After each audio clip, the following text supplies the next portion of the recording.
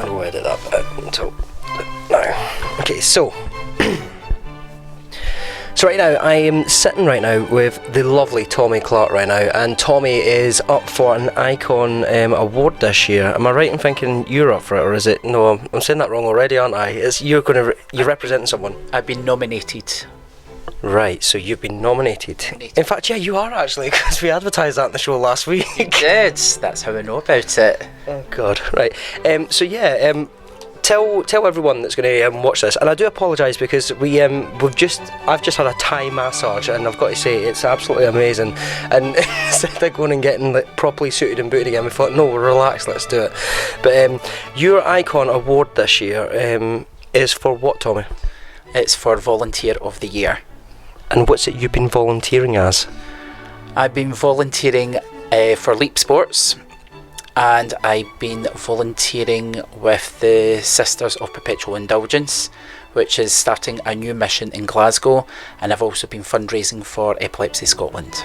You're very well known for being Mr. Charity, because you do a lot. So the first one that you mentioned there was? Leap Sports. So what's Leap Sport? What exactly does that do? Leap Sports is a charity that tries to help LGBTI community get involved in sport, and a lot of people will find that maybe they're too afraid to get into sporting communities because of their sexuality, or perhaps that's because they're maybe the trans community and they find it very intimidating about not having changing rooms to go to or having people look at them and stare at them. So Leap Sports helps try and make that a less traumatic experience for people. We're doing things like we recently had Festival Fortnight, which was a fortnight filled with lots of bite-sized programmes which helped people get introduced to different sports, to give them that kind of wee stepping stone into maybe doing and experiencing something a bit more permanent and a larger scale. Leap Sports also tackle the stigma that's attached to homosexuality in sports, and they'll do things like helping to challenge policies and change maybe sporting constitutions and clubs and things like that. So there's a whole range of different things that Leap do. I kind of dabble in a lot of different projects. I'm more kind of like, if there's bucket rattling to do, I'll help with that. I helped with, hosting different events in the Festival Fortnight. They've done Pride House during the Homeless World Cup and Commonwealth Games, and I helped with them. So lots of different projects that will come up. I'll be like, yeah, but I can help with that, and I'll join in with that. You like getting your hands dirty and getting in and about everything, don't you? I try my best. It's the best way for you to experience so many different opportunities that wouldn't normally come about your normal working life. So I've got to ask, because the last time I seen you, you were dressed very differently. You were dressed like a nun. So explain that, because when we got the flyer that night, we sat at the table and I'd written everything down. When we left, I got back to the studio and I was sitting and we were recording a segment about it, and I was like, I couldn't pronounce the wording on it correctly. So it's the Sisters of what? Perpetual Indulgence. I'm never going to say that properly, but anyway, the Sisters. And what do you do? The Sisters is a worldwide organisation, really kind of concepted in 1979 in San Francisco. Kind of condensed version of what happened was that 3 gay men had realised there was some things happening to the health of people in the community, and they really were quite concerned and had decided to do something about it. They had managed to get themselves some nuns' attire and dressed up in a drag fashion as nuns, and went around the gay scene at the time handing out what essentially would have been the first kind of safer sex pack, which was giving people the advice to look out for certain symptoms and to get themselves tested and go to their doctor, which turned out to be the start of the HIV and AIDS epidemic over in America. They dragged up in the way because it would not only kind of give them a kind of blank canvas to camouflage who they were, because obviously gay bashings and that were quite ripe at the time, and also homosexuality was illegal at the time, but it also gives people that kind of blank canvas so that they don't really know who they're talking to, and they might be more inclined to divulge information or to be open to somebody than they would be if it was just somebody out of the street or whatever. So that's kind of the reason why there's that kind of dress up. And as things have kind of progressed over the years, it's kind of become more of a mission to give out safer sex advice, safer sex packs, to fundraise for or on behalf of the community, and really to kind of spread messages of joy and love, and to make people feel aware of themselves and to be comfortable in their own skin without having to feel that they have to be something different. So obviously elements of from back then have filtered through the years to different missions over the world, and some people take it quite hard, this is how we've got to look and this is how we are, and some places are a bit more relaxed with different aspects of it. But generally kind of as a kind of nod to sisters that have missioned in the past and have maybe passed on, they will still keep the white face, and you will not take on, say, like a name from a sister from before, from the past. So it's all very interesting, isn't it? Well, when I volunteered for Gay Men's Health and done that for a number of years, going round the bars, and we were very kind of constricted with what we were allowed to talk about, because the messages that they had to give out was kind of moulded by the funding from the NHS. So generally it was things like HIV prevention, maybe PEP. We would maybe talk about clinics that we were able to do and advise people about where to go. But when it comes to work with like the sisters, you've got a bit more of a free rein to talk about things like maybe mental health or other STIs, other ways of protecting yourself, and about personal well-being and safety and that sort of thing. So you have more of a scope to actually talk about, and you can go to round to bars and you can talk to different people about anything rather than having to stick to a particular topic, which I find is so much more freeing. It definitely is. We get free rein with the shows all the time, and we don't hold back with a lot of the stuff that we do. Which brings me on to my next one, which I find quite amusing. I was told tonight that you've got a bit of a obsession with standing in the kitchen and baking all the time, and you've got these bake sales that you're always doing.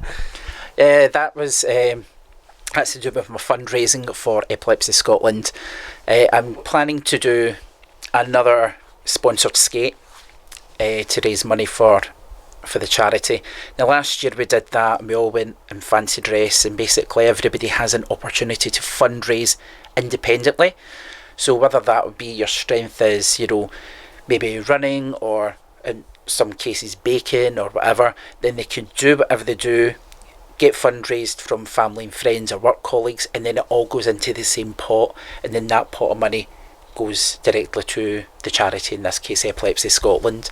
And this year, when I was thinking about doing a fundraising feat, I really wanted to do a roller skating theme, because I'm very much into my roller skating, and I thought, well, if it's not broke, don't fix it. And it was popular, and everybody was like, oh, I'd like to do that again. So I thought, I will do it again. So we're doing the exact same thing. It's a sponsored skate, but we've upped the ante. This time we're doing 2,500 laps between us all, and we are aiming to raise £2,500. Is it 2,500 as in going in the circle? Yes. Oh, I was going to offer all of us together. We'll do as many as we can, and then we add all the totals up, and hopefully. I was going to say, because oh, we'll come and film that, but 2,500 times going in a circle, I'd be sick. Yeah, it would be. Now we managed to. I mean, some of the more seasoned skaters were able to do maybe about 300-400 laps, and then some of the other volunteers that came along to do it last year was able to do maybe about 50 odds or whatever. So all added up, and we would try and encourage the other skaters to maybe come a bit more often to get used to the skating, because as much as they think, oh, it'll be fine, it is really quite taxing in the legs. Well, I used to do a roller disco a couple of years ago, and I remember it was 4 6-year-olds, a 12-year-old, and two parents that had to teach me how to go on the single blades, because the ones with the stop in the front, I just kept going head over heels and falling, and it's not as easy as it looks. And I used to roller skate as a kid, and I found it easy back then. I thought I'd be like a Dr. Wart, but it wasn't. Definitely wasn't anywhere near that. So not only that, you've done extensive charity work. You've worked a lot with the sisters. You've got your roller disco that you're doing. So Leap Sport, you told me about that, didn't you? You did. So we've only got three more, sorry. So what is it that makes you want to do so much for charity, and what's it that's giving you the incentive to, get yourself out there and do so much for everyone else? Well, really my charity work all really started with Gay Men's Health, and I was asked to do a photo shoot with them, and that's fine. We did the photo shoot, always happy. And it came to a few months after that, and there was a Christmas party, and Tom Lusk, who was the volunteer coordinator at the time, had said, "Oh, you've got to come to this Christmas party, it's for the volunteers." And I'm like, "But I'm not a volunteer." "Oh, you did that photo shoot, that'll be fine, come." So along I went, and they fed me and they watered me, and I got drunk, and I felt incredibly guilty because I didn't feel that I deserved any of this. And I was like, it's bad, but it made me go, and that was all fine. And then a few months after that, there was a summer barbecue thing. And it's like, "Oh, you've got to come, you did that something or other a while ago." And I was like, "But I'm not a volunteer." "Oh, come." So again, I came, and they fed me and watered me, and I got drunk, and I felt incredibly guilty, and I thought, this is not right. And for many years before that, when I've seen people that, they weren't Gay Men's Health back then, I think they were Phase West, they would come round and do kind of like clinic swabs and things like that, and it's always been, I really should do that looks really good, giving something back to community, but you never ever get round to doing it really.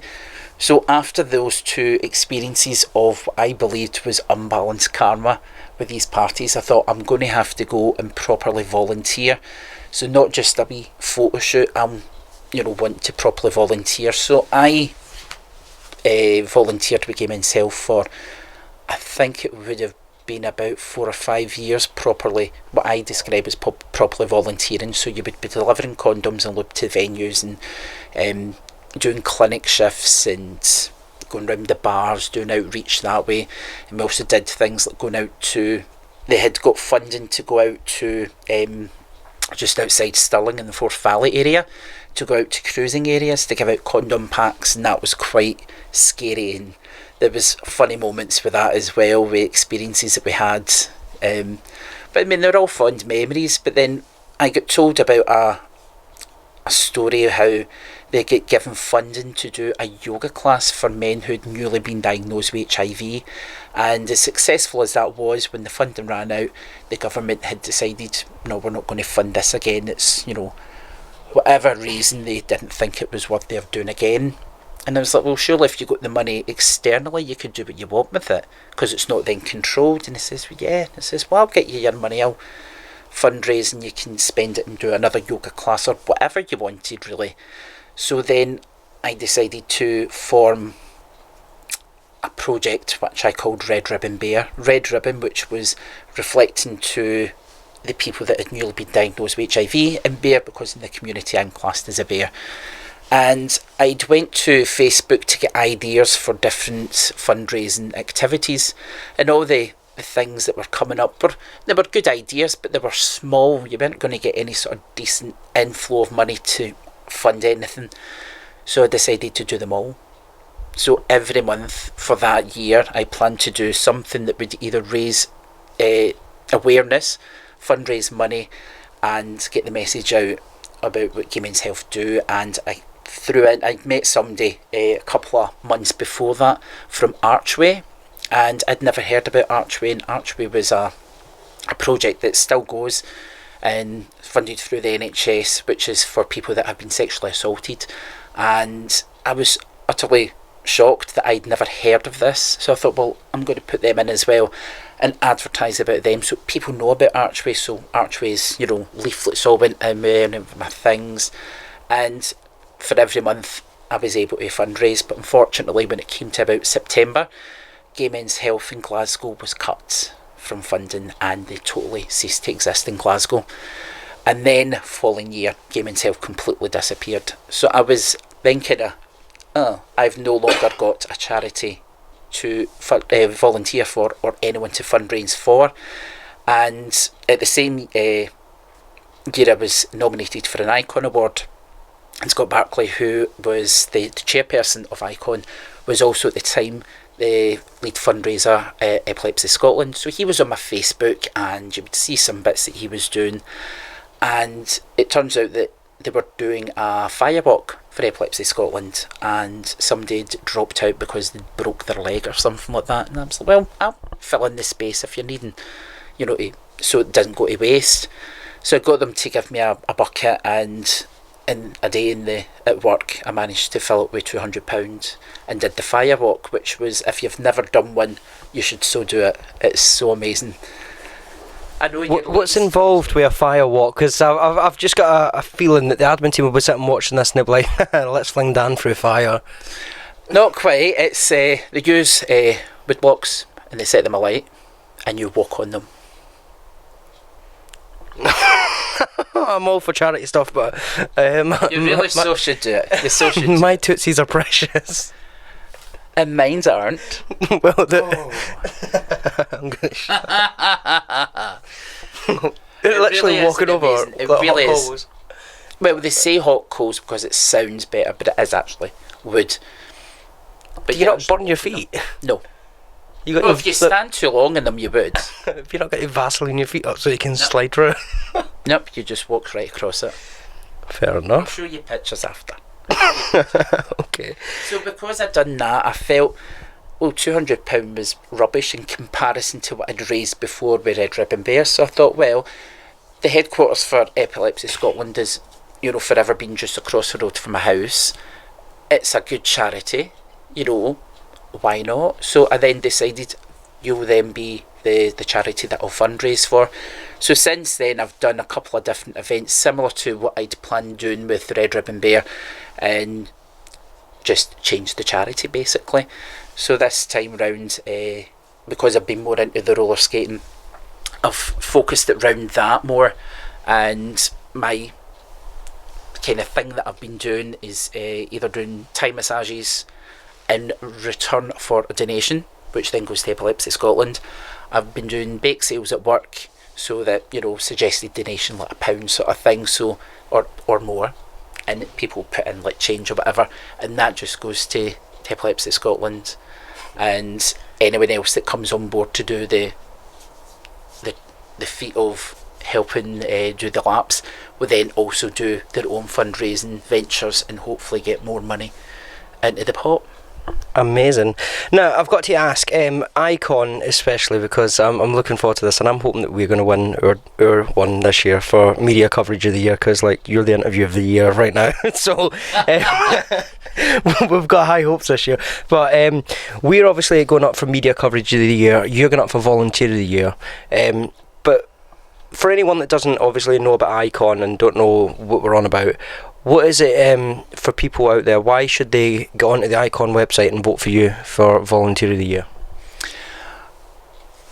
Well, I've always said that, the Icon Awards is there to help celebrate people in the LGBTI community, and what they'd always said at the start, it was for the unsung heroes, for people that are, they always do whatever they're doing and they're never really kind of thanked or whatever, and you usually find that a lot of the time in volunteer roles, that you're just there and you get help and then you're forgotten because they've all went on to do whatever it is that they're doing. And it's just a nice way for people to then go, I actually do appreciate what they do here. I always, like for yourselves, if they're like, always listen to your show and I always enjoy it, so why not give an opportunity to thank them for it? If they're not able to do it to your face or whatever, then it's just a good way for people to show their appreciation.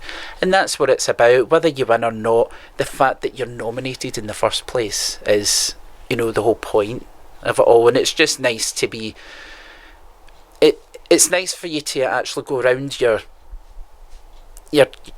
job or your time doing whatever you're doing, but to know that you're not just somebody that's been in the background that just done it. It's nice for you to know that, you know, people do appreciate what you're doing, and that's another reason why you would be spurred on to continue doing that.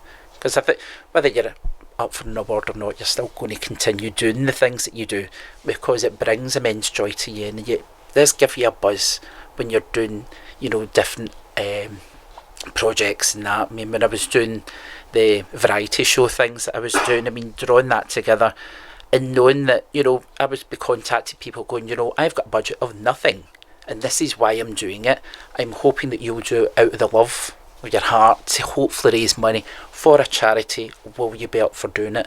And there was people that were being, yeah, that's fine, I'll donate my time and a piece of my art and I'll perform to a small audience, and the money would go straight to, you know, the charity. Nobody took cuts, nobody took any venue hire costs, everything was free. And for the fact that you're looking and going, you know, in a world just now where it seems so blinking depressing, to have people showing heart and love and coming together is, you know, quite a rare thing nowadays for people to see. And, you know, I think it's just a wonderful thing to have things like that happening, and that's what also helps drive you and gives you that buzz to go, you know, I want to do this again.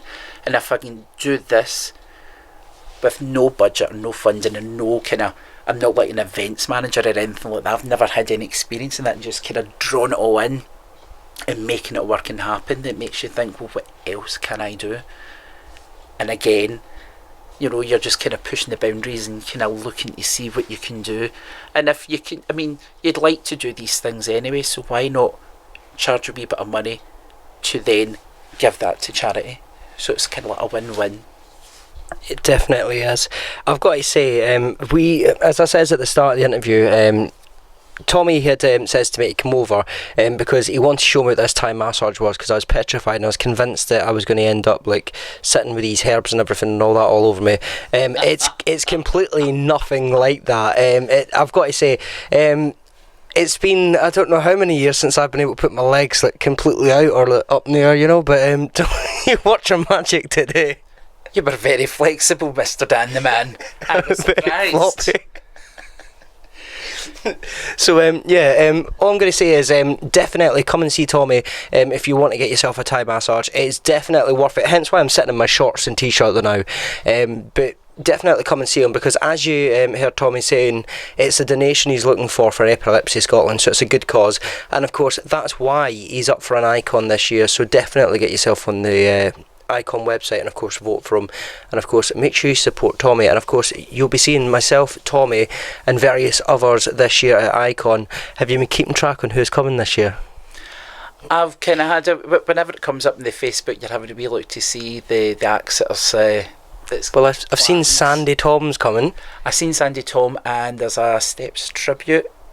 What? Is there? I've not seen this post. Is there actually? Yeah, they don't just stick to Steps, they do other kind of groups as well, but it's mostly kind of Steps that they've kind of focused on. So bet the devil, you know. That was a tragedy that I didn't know about it. Make sure that line's better best forgotten. Yes. Oh my god. I'm gonna stomp one out in a minute. Right, not only that, I don't know if you've noticed, Peter as well is going to be up singing. I can't remember what the band was he was in. He's actually pretty good. I was nosing at his videos on YouTube the other night, and we're definitely going to have to play him on the show and possibly get him on the show if he's available. But I can't remember. It's bugging me in my head. I can't remember the guy's second name. Peter something. Oh, I've not seen. If you're not, young guy. He's quite cute. Do you have a wee fancy for him? No. No. But no, he's definitely one of those ones when he gets up on the stage and sings. Do you know what? He's done Katie's quite a few times. I've seen him videos leaking onto my Snapchat for him singing at Katie's. McKenna is ringing a bell for me. I don't know if that's the second name properly. I'm going to have to go and check it now. We've got him coming.